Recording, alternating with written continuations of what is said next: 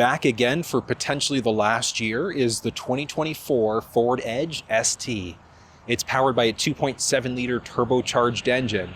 It features intelligent all-wheel drive. It's got leather first row seats that are heated and ventilated, and a ton of other great features. Now I say potentially the last year because Ford still hasn't officially announced if they're discontinuing the Edge after 2024. The Oakville plant is going through an electrification process. I'm just hoping that Ford brings the Chinese Edge L model to North America. But you can find a build link for this specific Edge down in the description of the video, along with contact details for Formula Ford, who were nice enough to lend this thing to me for the afternoon to shoot the video for you guys today. But let's unpack the Edge ST because the ST is my favorite trim level of the vehicle for so many different reasons. You're going to find a series of different wheel choices and sizes available in the Edge, but these blacked out ones inside of the Edge ST, my favorite. Now, the US does have an exclusive ST brake package that's unfortunately not available in Canada, so strictly a US exclusive there. But something that is similar across the entire Edge lineup, you're strictly looking at Ford's intelligent all-wheel drive. So what that intelligent all-wheel drive system does is it figures out which wheel needs which amount of power, and then it shoots it out to each wheel as necessary. You're not going to have any way to permanently lock it out into a 4x4. There's so much technology standard inside of this. You're going to find the forward sensing system, there's the front-facing camera as well, for a nice split 180-degree view. This thing doesn't have the option for a full 360, so you're never going to get side-mounted cameras whatsoever. You're going to find LED headlamps with this nice black bezel throughout, fog lamps down below, and then this nice blacked out grille with the ST badge. And then getting underneath the hood of this thing, just on the inside there, you're going to pull once, and then once you do, if you trace up just above the Ford badge and lift up, you can see there's a tiny little yellow release. You're gonna go to the left side and lift on hydraulics, which is great. And inside of the Edge ST, my favorite thing about the Edge ST, the 2.7 liter turbocharged engine. So in the rest of the Edge lineup, like the SE, the SEL, the ST line, and the Titanium, it's got a 2 liter turbocharged engine, which is a respectable engine. It's 250 horsepower and 280 pound-feet of torque. But this 2.7 liter pushes out an impressive 335 horsepower and 380 pound-feet of torque. So definitely the route to go if you want more power out of your ride. Taking a peek under the hood here, you can easily top up fluids as necessary, check change oil, and there's easy access to the battery. Definitely recommend, though, taking care of your vehicle. So take it in for regularly scheduled maintenance, regular oil changes, and things like that, just to get the best possible life out of your ride and to maintain the great manufacturer's warranty. Filling up fuel inside of the Edge is still just along the driver's side. It's a capless system with an unlocked cover. So even if the vehicle door is locked, this thing can still technically open it up. Minimum manufacturer's recommendation is regular 87 octane, so just regular unleaded fuel. But having said that, the horsepower and torque specs that we were looking at under the hood, they're all achieved using a 94 octane. Now, do you need to use a 94? No, but if you want the best possible performance, you ideally want to use like an 89 or a 91 if you have it in the budget. The rear lamps inside of the Edge have little black bezels around the side. There's a rear wiper. You've got the Edge badge there, and the backup camera, because this is the ST. Beautiful ST badge there. Dual tip exhausts that are chromed out. And then this thing also has the little receiver cover for the tow hitch. One thing, it's just the receiver, so you just still do need the ball, but it doesn't matter if you're in the 2 liter or the 2.7. Max towing capacity inside of the Edge is going to be 3,500 pounds. There are a few different ways you can get into the actual trunk of the vehicle. So you could go just under here and push in order to do it. There's a button just to the left-hand side of the steering wheel. And then on the fob itself, you can double press there on the key if you want to. But you can also swipe your foot in order to get inside. But there's not a ton of stuff back here. There's the option for a little privacy shade. It's available from the factory or aftermarket. A little woofer here because this is the upgraded B&O sound system. Little storage area, and then there's a 12-volt power point. And then a release for the second row seats, which I'll touch on in just a second. This is just the regular carpeted liner with the option for a thermoplastic rubber tray. And lifting this thing up, you've got mini spare tire, white spigot if you ever need to fill up using a jerry can, along with a nice amount of storage space all around. The jack is located just underneath the spare tire, but one of the nice things about being a Ford owner is you've got access to Ford roadside assistance, and that's good for the powertrain of the warranty. So 5-year, 100,000 kilometers or 60,000 miles for winching services, flat tires, battery, whatever the case may be. And you can fold down the second row seats from the back here, so you're just going to push and hold, and that's going to power release. And when you do, there's just a boatload of space in the back here, which is great. Now, you can fold it down from the cargo area, but if you don't need to get into the cargo area to fold the seats down, you could also do it from the second row. So just lifting that seat back up, there's a little release, and you're just going to pull that, and down the seat goes. So a couple ways to do it, but either way, a great amount of cargo space inside of this thing. And the liftgate inside of this, it does have the option for user selectable height, so you can drop it however far you'd like to, and then press and hold to create your own unique height. So if your garage is a little bit shorter, you can raise or lower that as necessary. And then when you press and hold, you're setting it to not go past that height. Or you can just have it as a default instead. And just button press in order to close. Taking a peek at the key fob for the Edge. So you've got the unlock button, lock button, remote start, trunk release, horn or panic alarm, and then the emergency access key along the bottom. So in order to remote start the vehicle, just make sure you're locked. Once you are, you're going to press that circle button twice to remote start. In order to cancel, you press that circle button there again once. And then you do also have the option of using the key fob in order to roll the windows down. So you're going to press the unlock button twice, and on that second button press, you're going to hold. You can press the lock button to stop it as well. So if you go 1, 2, and hold, down they go. You can pause it part way. And then same idea to continue the cycle. You just press that unlock button again twice, and back down they go. Now, one thing to note, it is a power down, but it's a manual backup. So unfortunately, you don't have the option of rolling it up through the fob. Taking a peek along the driver's side, the mirrors do feature lighting there. A little blind spot monitoring system. So if somebody's entered the blind spot on either side of the vehicle, that's going to highlight to let you know. These things are heated, and they're manual folding, so no power folding option. There's no longer the option for the 5-digit number pad on the outside, but this thing does still feature intelligent access. So as long as you've got the key fob on you, you can push there to lock the door or slide your hand in order to unlock. Looking at the door, because this one has the upgraded interior package, you can see there, very unique stitching that follows through the driver's seat, first and second row. Beautiful. Touch on that in a second, but nice metallic highlight along the door. This thing features driver's seat memory and the upgraded Bang & Olufsen sound system. You can control your side mirrors, windows, little handle there, little amount of storage on top of that. I love this Ford performance though. Beautiful look. Series of different switches there, so you can toggle fog lamps on or off, figure out what's going on with the running lamps, increase or decrease the brightness of the cluster screens. You can open your liftgate, and then also turn your traction control system off if you want to, or stability control. You can toggle that thing off. Love the seat inside of the Edge ST. It's beautiful. But the seats for the Edge ST are going to be power, so you can go forwards, backwards, up and down with them. There's two-way lumbar support, but you can also adjust your backrest there if you want to. It's good. The headrest inside this thing, 4-way adjustable as well, so you can go forwards, backwards, up and down with it. But the interior of this thing is very, very nice. Especially with this ST interior appearance package. Like, I've never seen it in person before, but just the subtle things like that blue and red stitching, it looks really unique. It's good. The seat inside of the Edge is very comfortable. A little bit wider than the Escape, which is great, but I mean, overall it's good. I mentioned a few different ways that you can adjust the seat along the side. Inside of the Edge Titanium and the ST, you've got the option for heated and ventilated first row seats. This is really useful on days when it's really hot out. It's good. This is nice. Now with the seat as far down as it's gonna go, I've got like 3.5, maybe 4 inches of head space. So not a ton of space inside of this thing, but there still is quite a bit, which is nice.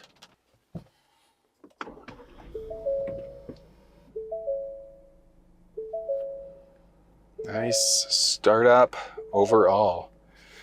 This is the steering wheel that you're going to find inside of the Ford Edge. So this is the Edge ST specifically.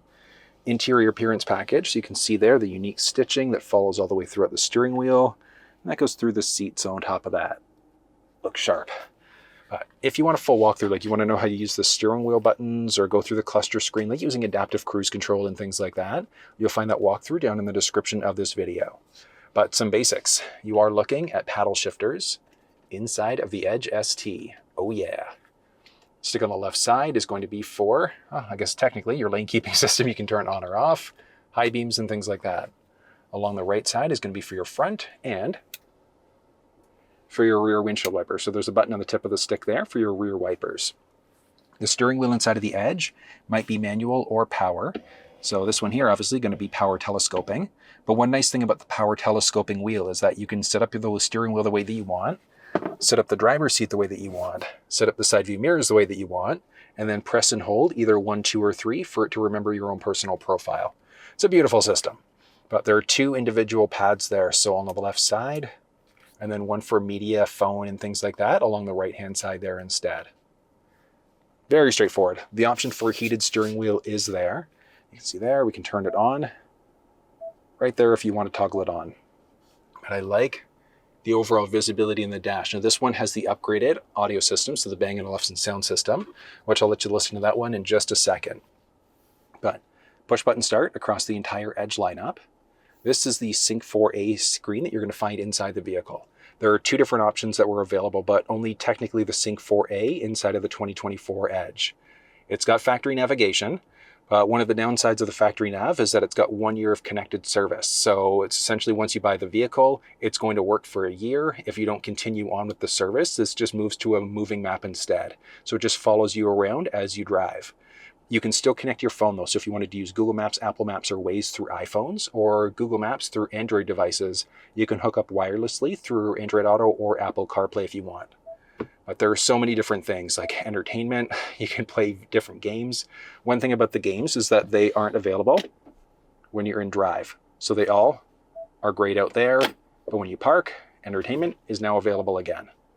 But there are so many different things that this screen can do. Like it's got so many different options that are available. So if you want a full walkthrough on how this thing works, you'll find that down in the description of this video. But there are some basics. One big thing that I recommend doing is dropping the treble down by a few points, cranking the bass by a few points to give you really good audio. But the audio inside of this thing is solid. And there are a series of different options that are available. So you go to, actually I guess technically be apps, so like sources. So you've got radio there, different media that are available as well. So AM, FM, Sirius XM, Bluetooth. So if you just wanted to hook up your phone to stream audio that way. And then if you had a USB stick with MP3s on it, you could also plug in. And before you do, so there's a few different speaker choices that you've got inside of the Edge. The ST has the option for the upgraded Bang & Olufsen sound system. So this is just coming right out of the microphone itself. There's no post-processing done whatsoever. And I'm only going to turn it up probably to only halfway is what I'll need to do. Wake up, today's gonna be a good day. Wake up, today's gonna be a good day. Wake up. Amazing audio inside of this thing, and that wasn't even up to half volume. So in any car in general, drop the treble by a 2 and crank the bass by 3 to get really good audio. But inside of the Edge ST, it is, obviously as you heard there, incredible sound. One big thing I know some people aren't crazy about is having the climate control settings built right into the screen. But one nice thing, there's a voice command prompt, so you can use that to change songs, radio stations, navigate using your voice, but you can also use it to control the climate on top of that. So it takes a little bit of getting used to, but it is a really useful system once you get the hang of it. And there's an option in your settings there, where if you go to Ford Assistant, you can see exactly what you can do there. So voice command help is where you're going, and it's going to show you everything that you can do. But climate, you can adjust media, and so many other things. You can have this thing going to your windshield face feet, toggle on the heated steering wheel this way. There's the option inside of the Edge for heated and ventilated first row seats, just depending on which trim level of the vehicle that you're in, and that's the same for the driver and for the passenger side. There's a volume rocker, tuning rocker, 4-way blinkers, and then this thing has the option for a 180 camera there as well. So you can see there, 180, split view, etc. When you're in reverse, same idea.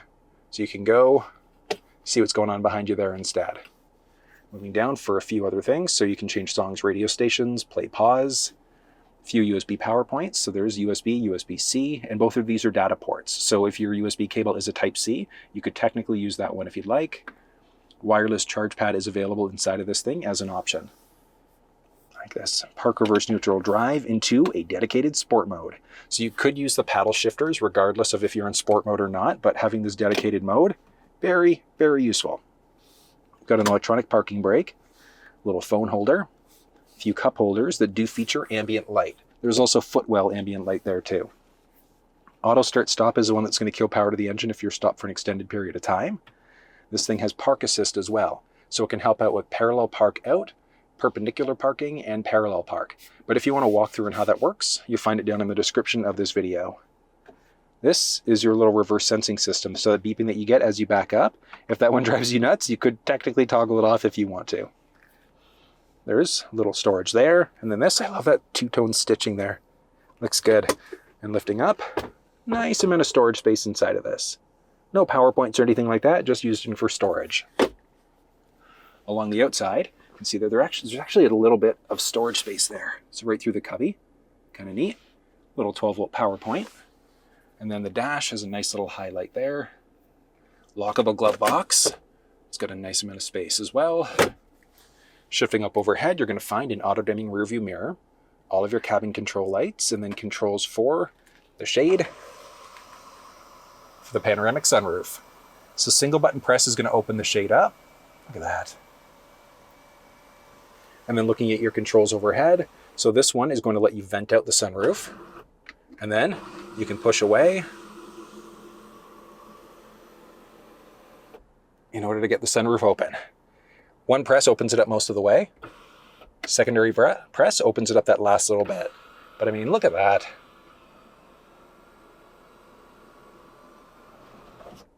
Just opens things up so nicely.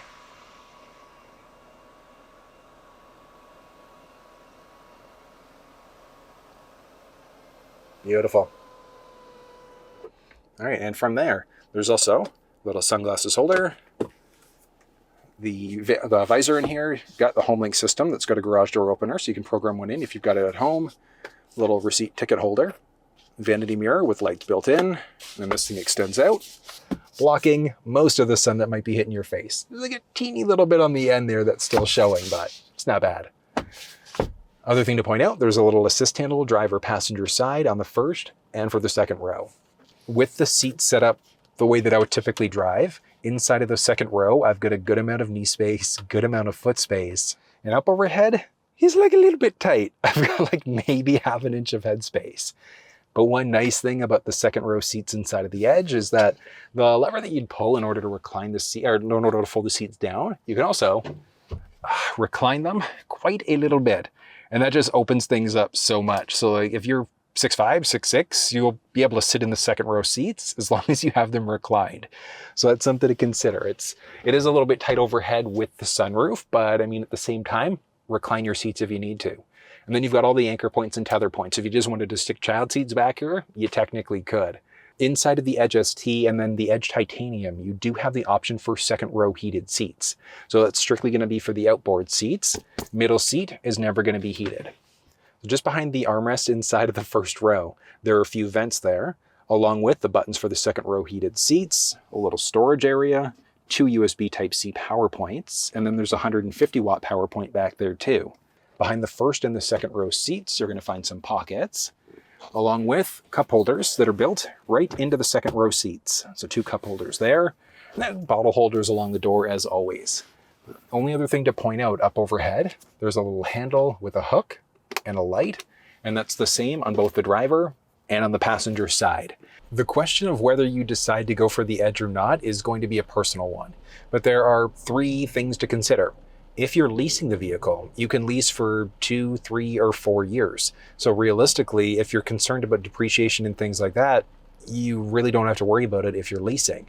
If you're the type of person to buy and hang onto your vehicles for 5, 7, 10 years, whatever the case may be, and if you look at Ford vehicles that have been discontinued, like the Focus as an example, you're looking at part availability. Like parts are still available on Ford vehicles that are 5, 10 years old.